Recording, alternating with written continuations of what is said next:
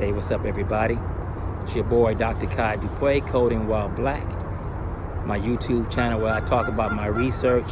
I talk about my 30 years life as a software developer, 30 years in IT. Started my career in 1987. Still going strong right now here in 2019, although I don't actively code. I teach coding. I do some coding every now and again, but I'm not employed as a professional software developer like I was for the first 27, 28 years of my career. Wanted to take a few minutes to give my opinion on something I saw in the paper yesterday. Before I do that, let me tell y'all where I'm at this week. I'm in Portland, Oregon. You see behind me there, that's it's a lake.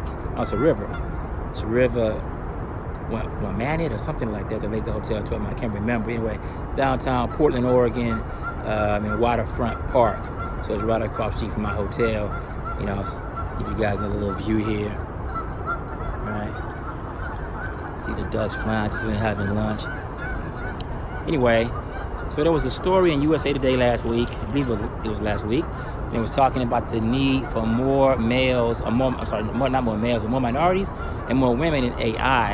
And the study concluded that the field of artificial intelligence is overwhelmingly white and overwhelmingly male. Well, that's not news, right?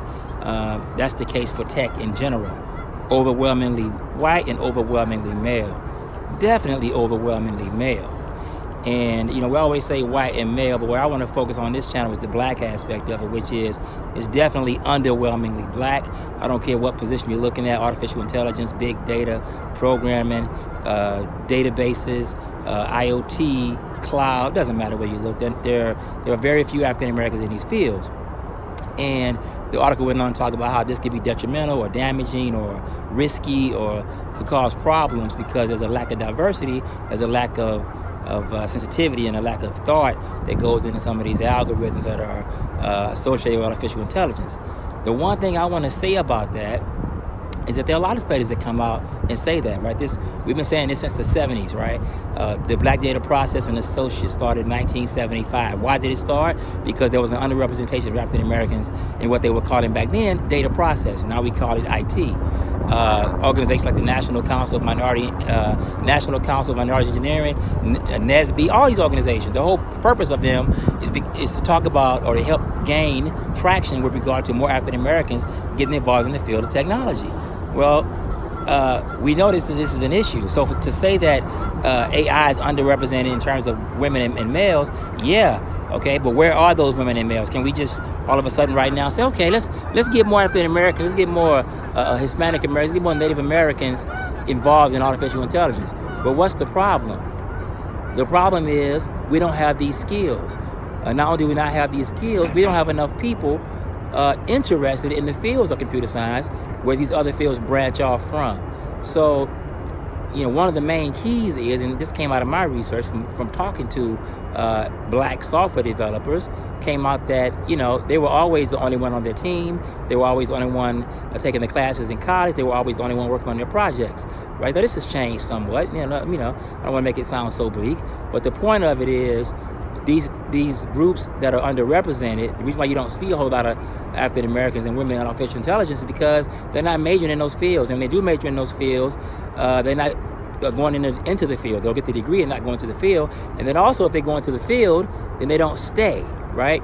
So that's three different reasons why you might see this. It's not necessarily something that's malicious or something that's happening without provocation or without reason. So we need to take into account, well, how do we get more women and more African Americans involved, attracted to, interested in these fields, right? And therein lies the big $1 million question. How do we do that? A lot of pundits, a lot of experts out here with theories. Mine is, that it's a pipeline issue. Some argue that it's not a pipeline issue. I disagree. And what I would say is that pipeline starts, from high school, if you want to go before high school, junior high school, elementary school, all the way up to working at a tech company and being on an AI team, on an AI project. So everywhere from 5th grade, 6th grade, 7th grade, up to you landing a job at a tech company or somewhere where they're doing AI, we have issues in maintaining and retaining folks' interest throughout that time frame. Many people get these degrees going to these companies and then they don't like the company or they don't like the culture or whatever, and so they leave, right? So it's not just as simple as, you know, this is the overwhelmingly white, male-dominated field. Absolutely. Now, if they open the doors tomorrow and they said, oh, we'll welcome in all women and all black folks and all Native Americans and all Hispanics who want to do AI, but we have these requirements. Are you qualified? Right? That's a big problem. That's a big issue. Are you qualified? Do you have the degree? Do you have the certifications? Do you have the experience? Do you have the familiarity with the area in which you're going to be working in, like AI or big data, right? So it's not just that it's these folks that are in these fields, for the most part, have gone through and done degrees and college work and got experience and what have you. And in some cases they haven't. Please understand, I'm not saying everybody out here is qualified for these jobs, because they're not. That's the furthest from the truth.